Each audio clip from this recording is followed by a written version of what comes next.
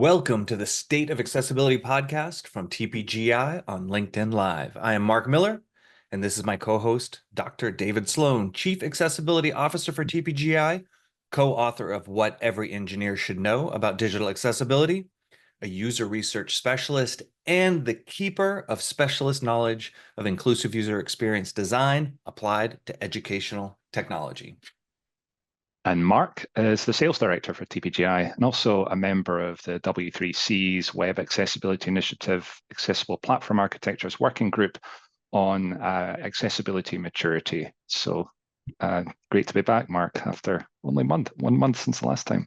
It is, yeah, and great kudos on our first ever podcast last month. We got a lot of positive feedback, so thank all of you who listen, and thank you for that feedback, and thanks for being here today. We got a couple things, David, that we want to cover today. First of all, is you and I both attended the M-Enabling conference in Arlington. That was last week. So we're going to do a recap of that. It's a very important conference in our industry.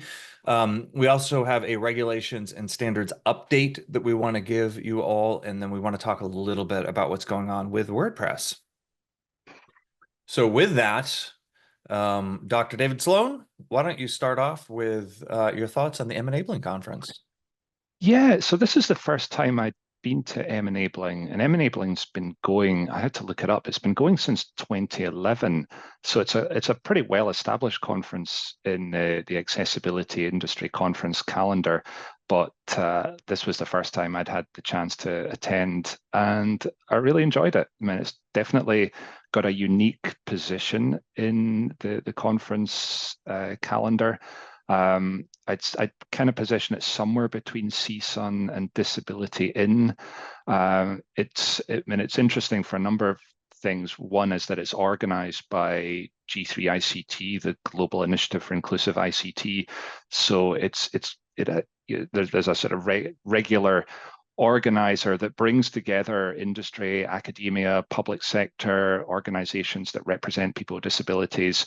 And given that it's based in Arlington, just a stone's throw from Washington, D.C., it's obviously got a strong profile and presence from U.S. federal government. So there's a big focus there. One thing that confused me initially, and I've seen other people confused by it, it's not just about mobile accessibility. I'm not sure. I'd love to hear where the M came from in M-Enabling. It may have started off as a mobile-focused conference, but it's definitely not now. Yeah, It I covers believe all that's sorts the of case. topics. Yeah, I think they started, I think you're, and I'm going from memory, so I could be wrong. But I think that's exactly what happened is that when mobile, this is what, maybe a decade or so ago, when we all started walking around with mobile phones in our pockets, they thought that they needed a specialized conference for that, which they did. And it's just evolved. It's evolved. Yeah, that makes sense. Yeah.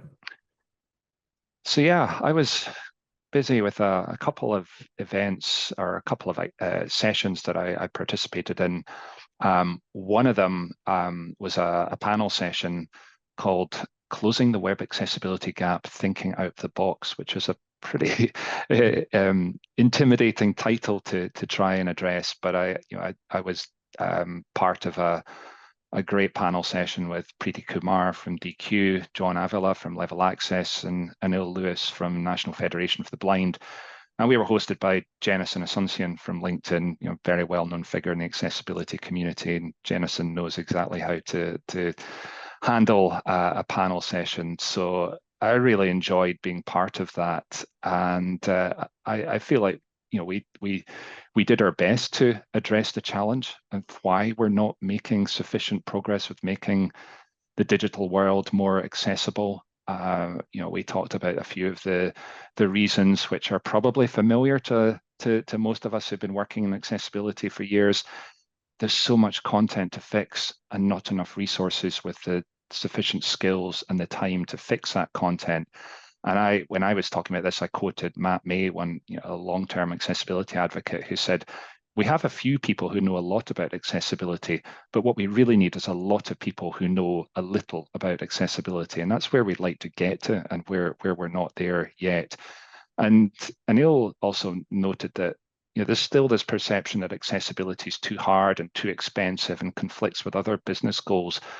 And it's more likely to be the case if organizations are looking at remediating large quantities of existing digital content rather than thinking about embedding accessibility from the start in the process of creating new digital content.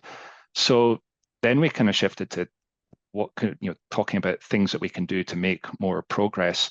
And again, I'm wondering about thinking out of the box. Well, depending on who you are, the size of the box might be enormous or very small. So some of the suggestions we have may not necessarily be sort of left field ideas for addressing the challenge. They may be fairly familiar to some of us, but for others, maybe they're new ways of thinking about addressing accessibility. So one is to address the implicit ableism that still exists in so much decision making at organizations at individual levels, and the important role that accessibility advocates have in trying to lead efforts to reduce ableism just through the way that we act, the language that we use, the way that for those of us who are non-disabled include people with disabilities in decision making and in research and all sorts of activities, and also to really connect with younger generations that have grown up in a world where disability discrimination has always been unlawful. Anyone born after 1990 in the US has lived in an era where the ADA was in place, that there was laws to protect people with disabilities from discrimination. So to have that in place, there's no excuse or no reason not to do accessibility. So looking at that future generation, seeing that as a leader, I think is something that we can really sort of try and pin our hopes to in terms of moving forward. And we talked about education as another thing. Yeah, two things I was going to say, David. One, I really do like the point of young people. Like young people do come up, they build off of where the generation before them or generations before them sort of set things. And they have the energy and the influence to come up and make change. And we see that in all sorts of different things. So I really like that point, and I do think that a lot of this rests in the hands of the up and coming generations. The other thing I wanted to do is I just wanted to take a pause, because one of the things that I've learned being in this industry is that we throw around terms like ableism all the time and understand what they mean because it's part of what we do every day. But just in case there's people newer to the industry listening, and you kind of talked around it a little bit with some kind of examples and everything, but can you give a quick just definition and maybe an example or two of ableism, just so that people really understand what we're talking about when we talk about that, particularly in the context of trying to move accessibility forward from a larger global organizational standpoint? Like, why is something like ableism, you know, why does it make that difficult? So I'll stop and let you talk to that. Yeah, I mean, I don't have my dictionary in front of me, but the way I would define it is, What? ableism is effectively a kind of a bias or a discrimination against people on account of a disability through actions or inactions, through language, through other things that are done that effectively preserve existing barriers or introduce new barriers to access by people with disabilities. And often it's language, or it's just the way that somebody communicates. PowerPoint presentation, as you can see on the slide here, well, that immediately discriminates against somebody who can't see the slide. So there are, and often it's implicit rather than explicit. People don't necessarily deliberately say or do things that are discriminating. It's more things that we didn't realize were discriminatory. And we're all on a journey. I mean, I'm I've been working in accessibility for a long time. I'm still in a journey to address internal biases and try and correct and improve behavior. And one of the best ways to do that for those of us, especially for those of us who are non-disabled, is to talk more with people with disabilities, and just learn more about diverse perspectives, and modify behaviors and assumptions based on just being in a place where people with disabilities are, and being inclusive in decision making and partnerships. Great. I think it's perfect. And I agree with you. I'm in the same place you are, where it's I'm always working on it. You always have to be self-aware and willing to listen and have the conversations and adjust. So For sure. And because that's such an underpinning part of the challenge of where we are just now and where we'd like to be, I think acknowledging it and acknowledging the need to make solid progress is an essential kind of foundation for moving forward with digital accessibility. And we started to talk about younger people, related to that, is really improving education and accessibility as early as possible.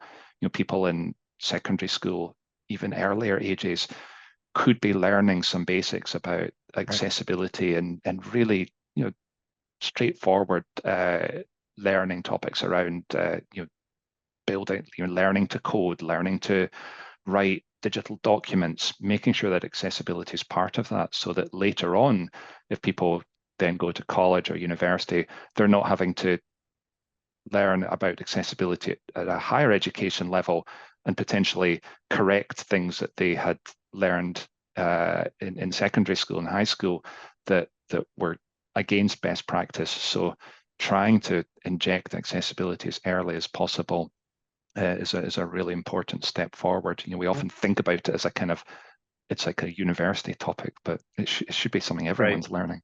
Well, we want to build on what's come before us, right? And the only way to really truly do that is to have that be inclusive in education, Mm-hmm. so you create this starting point that is so much further ahead. So I think that sounds like a really good sort of concept that came out of this discussion. Definitely, definitely. Yeah. And the other thing that all the panelists agreed on, is something that we really need to continue to invest in and focus on, is ways to make it easier and cheaper to build new accessible resources and remediate existing resources.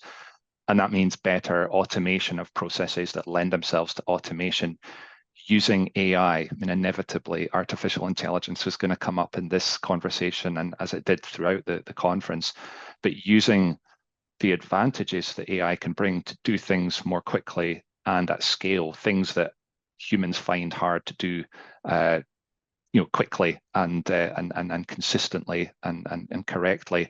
So testing, remediation, maybe helping us code more effectively to include accessibility, all that's good stuff. And Right. then the other thing I mentioned was making sure we're using authoring tools that support accessibility. It's kind of the forgotten part of digital accessibility design, Yeah. is the tools that we use to create things. And I mentioned the authoring tool accessibility guidelines, that have been published by W3C like 9 years ago, and they're really the forgotten part of the accessibility picture. Yeah, that's a really good point, and I agree with you.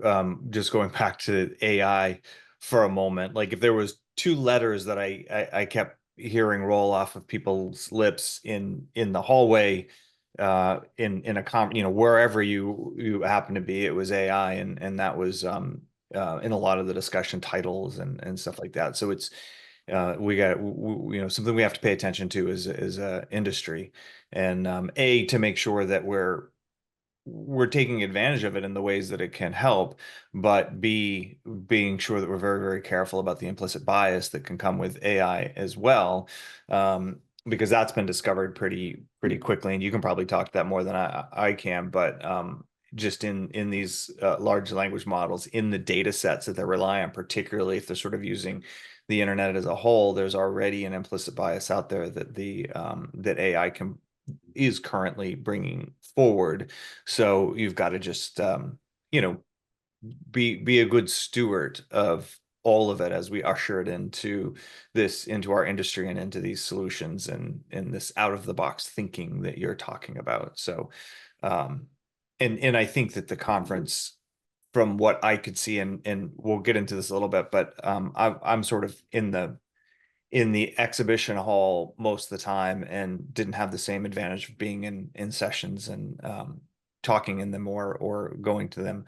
I had another role there, but that concept of AI and being careful with it and utilizing it and all that was definitely well handled, I think, by everybody at the conference. Yeah, I would agree. I think there's a general agreement of the opportunities and the threats that the AI brings. And in the past, we've suffered from over-enthusiastic marketing about Yeah. AI-powered solutions that can solve problems that it can't really solve. It's not ready to solve yet, and it may not be possible for certain problems to be solved. Ultimately, AI is going to be a tool that people who know how to use that tool can use effectively, rather than something that replaces people. Yeah. So Sounds like we're any on a tool journey. ever come around. Yes, exactly. It In does. the wrong hands, it can cause problems. So does that kind of wrap up your thoughts on the roundtable session? That was the panel session. The other cool thing, just you were sitting in a big comfy armchair up on a stage. There was this hypnotic countdown clock. I'd never seen one before where it's probably something we need for this podcast, where there's this We have it. We digital have my countdown clock. cement analog old school clock. That's That's probably less intimidating than yeah. a digital display that's counting down, and it can be hard not to say, when you're given an opportunity to speak, and oh, but I've only got 21 minutes and 13 seconds left to say something. But It's like when you're driving and they have that thing that shows you your speed limit as you go by and it tells you to slow down. If it's like it's the timing version of that. It's meant to intimidate you, David. exactly, it worked. It worked. Well, so this is very interesting to me because yours truly, Dr. David Sloan, did another session, and this one was all you. And this was your Accessibility Drives loyalty session. So I would love for you to get into that because you were the only one presenting. And it's a very interesting topic that comes out of a survey that we did. So can you tell us a little bit about how that session went for you? And just full disclosure before you dive into it, I was an audience member in the session, so I actually saw the session. So I might be able to chime in here a little bit and from another perspective.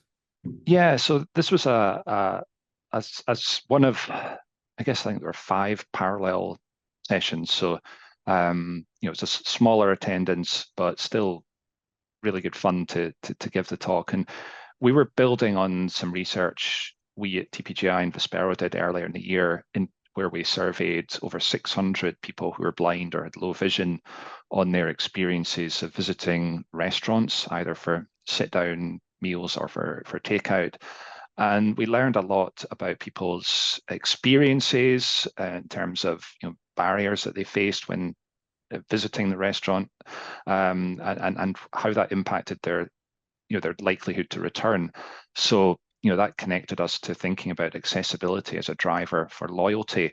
And it's an interesting way to think about accessibility. Often we think about addressing accessibility from the perspective of we're excluding people with disabilities. We need to break down barriers to grow our audience base to include more people with disabilities as part of that audience. In this case, I kind of flipped it over and said, let's assume that we have customers who may be disabled, may have accessibility needs. We want to maintain or retain those customers over time. It's a pretty well-established principle of business that it costs a lot less to retain a customer than to acquire a new one. Sure. So then thinking about accessibility as something you want to achieve and preserve over time, so that you don't drive away customers because you're no longer catering to their accessibility needs. And there are whole sorts of things that you can do as an organization, from whether it's monitoring digital assets to make sure that they retain, preserve accessibility. If accessibility drops, fixing it as quickly as possible. And on all the other stuff in terms of customer support, helping everybody who's involved in a customer-facing role at the organization to be aware of disability and to provide whatever support's needed. And when you have things like loyalty programs, making sure that people with disabilities can participate in those on an equal basis. I mean, it would really not be good if you had a a customer loyalty program intended to reward people who stuck with you, bought your products and services when they could be going somewhere else. But that loyalty program wasn't accessible to people with disabilities. What does that say about how you value their loyalty? So it was an interesting way of thinking about the top accessibility from a preserving access for existing customers. And we got some really cool discussion at the end of it, which I really appreciated. Yeah, I think so. Just from being in the audience, David, first of all, I think you're spot on with a point that when you can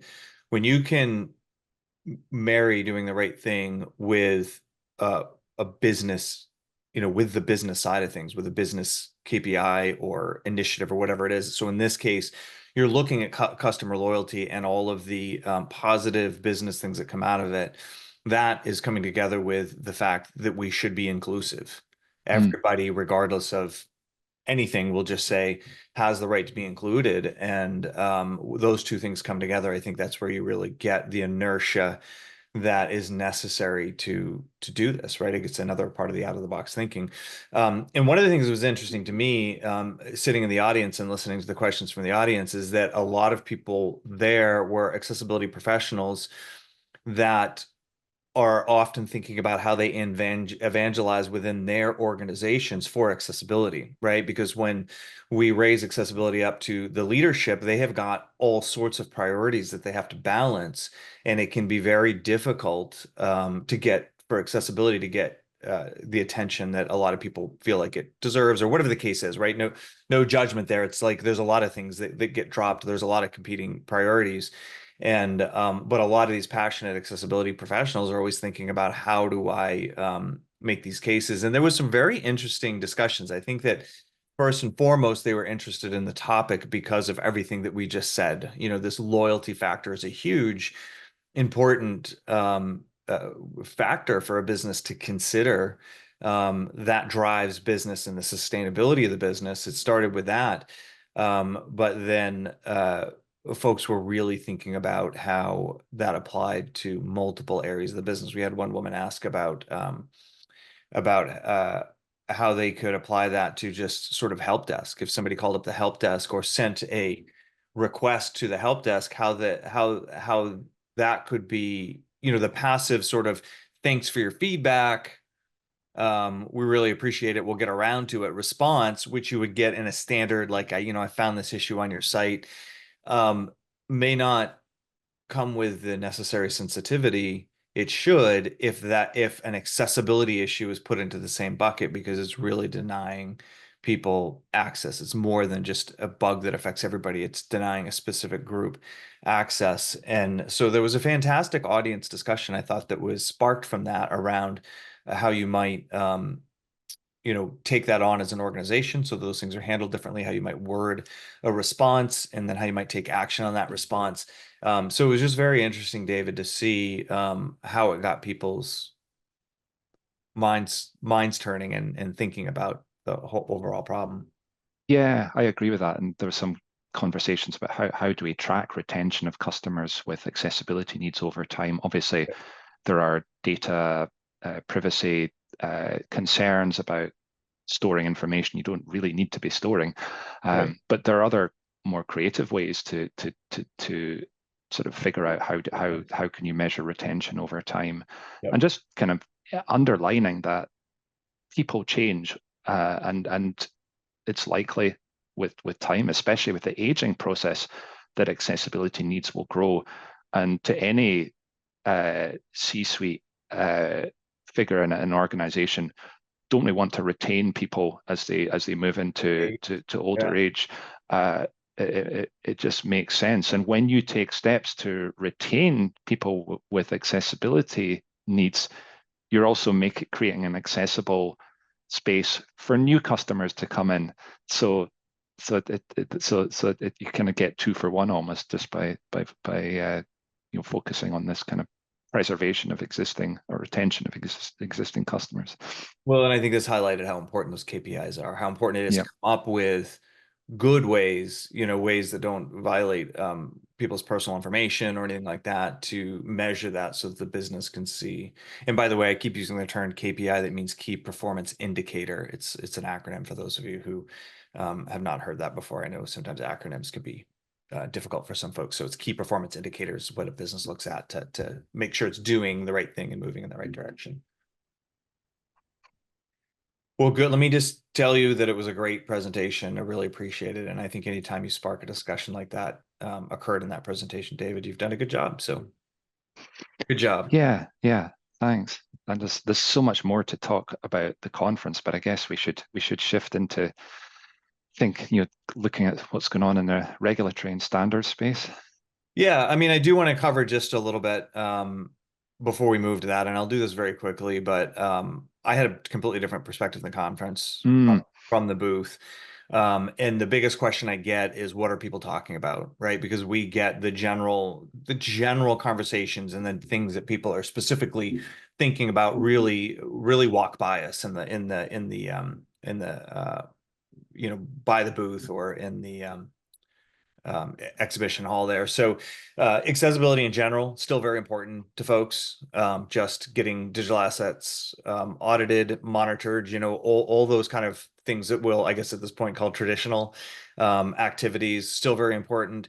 But there's also a shift towards maturity. And when I say maturity, I mean organizational maturity. So maturing the capability around accessibility. And when I say capability, I mean the capability of outputting accessible assets, right? Whether they're products, public facing websites, mobile applications, whatever it might be, really looking at the organization's ability to do that and how baked in that is to the organization, and then looking at the next steps that need to be taken to do that.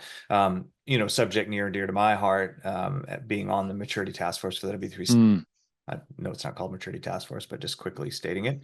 And then the other thing that was very apparent is that accessibility in enclosed systems. And when I say enclosed systems, you can think of probably the most common enclosed system out in public as a kiosk, right? So if you go to the airport, it's that kiosk that is outputting the tag for your bag. If you go to a restaurant like McDonald's, it is that food ordering kiosk that has now become really popular, particularly since the pandemic. And we're seeing self-checkout. Your server is handing you an enclosed device to pay your bill when you're done with dinner. Like all these things are occurring now in these enclosed systems. We were fortunate at our booth to have a kiosk. It was a collaboration with Image Holders. Wonderful gentleman was there from Image Holders named Pete Thompson. It had the Storm interface device, which is a tactical device that allows it's sort of a directional device so that you can tactfully navigate the screen. And the Storm interface is a very popular device, and Nikki Shaw was there from Storm. And then on that device, we had TPGI us, we had our JAWS for kiosk, which is what makes it talk. So if you're blind, you would plug your headphones into that Storm device, and that would tell the kiosk that, hey, this person needs the content to be spoken, and so on and so forth. So it was really, really great. And the other thing I want to say is that I attended an event, A11Y DMV. Juanita George and her team at Navy Federal is really active in this accessibility group in the DC area and in general. And it was an amazing, amazing event. It's a newer event. I think it's a little over 2 years old, and it was very small in the beginning. And they crowded a restaurant at the event. So I just want to shout out to those folks and say what a wonderful to see a bunch of accessibility people, and they're going to carry that on, month to month. And they opened it up to all the visiting people coming to M-Enabling. So that was really, really great as well. yeah, I wish I'd gone. I saw a picture of it in LinkedIn, and it looked Yeah, like a can't great do event. everything. I'm going to Yeah. tell you that. I mean, there was a lot of people that are near and dear to me that attended that. So I was definitely making to it, but you got to divide and conquer at an event like Yep. that. So no Yep. worries, David. Maybe next time, right? But anyway, so that's my quick wrap up from kind of the exhibition floor. So we can move on to some of the updates that you have. Yeah, and some of these were kind of emerged from enabling. So there's a few things that are probably worth sharing with people. So firstly, there was a keynote talk from Seth Dobbs, who's the new Chief Executive Officer at W3C, and he happened to mention that WCAG 2.2, the current version of the Web Content Accessibility Guidelines, is in process of being adopted as an international standard from ISO. WCAG 2.0 is currently an ISO standard. And I checked, you can pay 42 Swiss francs for a copy of that on CD. You could browse the W3C website and look at it for free, but hey, you could always pay for a CD copy. And this is important I because remember getting my first CD from AOL so I could get online in the mid 90s. So, Yep, some great Christmas CDs are ornament. If you've got still the internet now, you can use it as a Christmas ornament. good, or as coasters for your coffee mug on your desk. Perfect. Perfect. So, and this is all important because some organizations, some countries can't refer to W3C standards in policy and legislation, but they can refer to formal standards published by ISO. So this is a way for some organizations to reference WCAG formally. So there are signs that this may happen next year, and that'll be an important development in the standards process.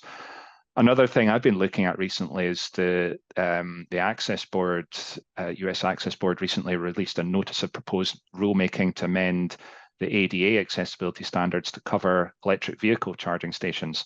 Obviously, with climate change and other drivers, there's been a major increase in the use of electronic vehicles or electric vehicles around the world. And also lots of evidence that people with disabilities have significant difficulties using charging stations. So this is an effort to try and address some of those challenges. And it includes some proposed requirements for user interface accessibility, which would become, as far as I can see, a new section in Chapter 7 of the ADA accessibility standards. So covering stuff like screen content, alternatives to color, equivalents to audio, captions. There aren't any speech output requirements, which probably reflects the priority of addressing the most significant accessibility issues that drivers of electric vehicles experience using charging stations.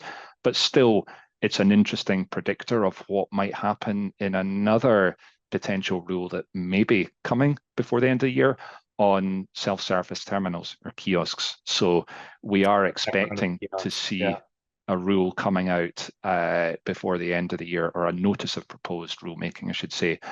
So I'll be very interested to see what that covers, and obviously we'll be keen to review it and provide feedback. Yeah. But I think it's a great indicator just of the future stepping forward, moving out of that web internet-based digital accessibility kind of that we're all familiar with, and seeing how it's stepping out into something different, For sure. Yeah. And I think with the electric vehicle charging station, it's kind of often people think accessibility means providing accessibility to people who are blind or low vision. But electric vehicles can be real accessibility enablers for people with other disabilities, whether it's physical mobility disabilities, people who are deaf or hard of hearing. So addressing those challenges with the task of charging your car is a really important part of inclusion. Well, great. I'm really glad to hear that we're starting to shift our focus into other things as well. So David, anything else in the updates? I know the last thing we really need to get to is this WordPress discussion, I'll call it. Any other updates before we jump into that? Are you ready to talk about No, let's jump into the WordPress situation just for the last few minutes we have. And this is, people may be aware of a pretty significant disruption in the WordPress community or ecosystem, and particularly legal action, counter legal action that's taking place between Matt Mullenweg, co-founder of WordPress, and head of Automatic, which owns WordPress.com, and WP Engine, a commercial web WordPress hosting service plugin provider. And I don't want to go into the legal details of the current actions and counteractions that are taking place, but clearly there are lots of complexities around an open source technology, WordPress, with a commercial industry that provides tools and services to support using that technology. But it is significant for accessibility. Can you guess what percentage of websites are apparently built with WordPress? Well, when I first wanted to build my very first website, it might have been WordPress the free version, right? That they had out there. And that was a long time ago. That probably was in the late 90s, early 2000s. Thinking back, probably early 2000s.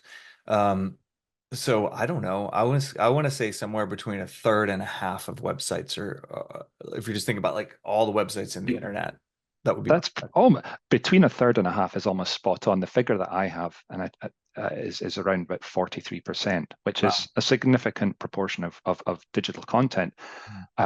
It's a content management system, a publishing system, it's an authoring tool, and it helps people publish and maintain websites without advanced technical knowledge. Obviously, you can configure and customize a website built on WordPress to a pretty high level, but it's also an enabler for people who just want to put a blog up there, put on a small business website. So it's a major player in web content, and therefore it's really important to accessibility. There's a thriving WordPress accessibility community, and our own Ricky Onsman is a big part of that. But if the situation escalates, then some people might decide to migrate to other platforms. When people start to migrate from WordPress somewhere else, then that's going to have some impact on accessibility. Yeah. Could be positive, could be negative. It's hard to know at this point. But it's that definitely kind of grass is greener sort of situation. Like, you really know, do you get there and find out that it's not? Does it end up being a better situation? And I would imagine it's not even a singular answer. It's some of those migrations may be a net positive, and some of those migrations may be a net negative. But it would be, what kind of wins out overall. So it's a very, I think the message here is, let's keep an eye on this, right? It has implications, I mean, well beyond accessibility, right? Just in terms of the internet and content itself. But it certainly has major implications from an accessibility standpoint as well. Yep. And, so we'll be watching this space. Accessibility is coming in and driving something like that. You know what I mean? If you're wondering how important it is got the gravitas to push something like this around. So this is, just highlights the importance and how important accessibility has become for people globally. Yep. So we'll just watch the space and share any updates that we find and see how that goes. Future podcasts. Yeah. Well, I think we did it, David. Anything else that you want to jump in with before we wrap up? There's enough for another podcast on other things happened at M-Enabling, so I better hold off for now and finish up. All right. Well, I appreciate you as always, David. Fantastic updates. And now you know the state of accessibility. I am Mark Miller, thanking David Sloan and reminding you that the state of accessibility is always changing. So please help us affect change. Thanks, Mark. Thanks, everyone.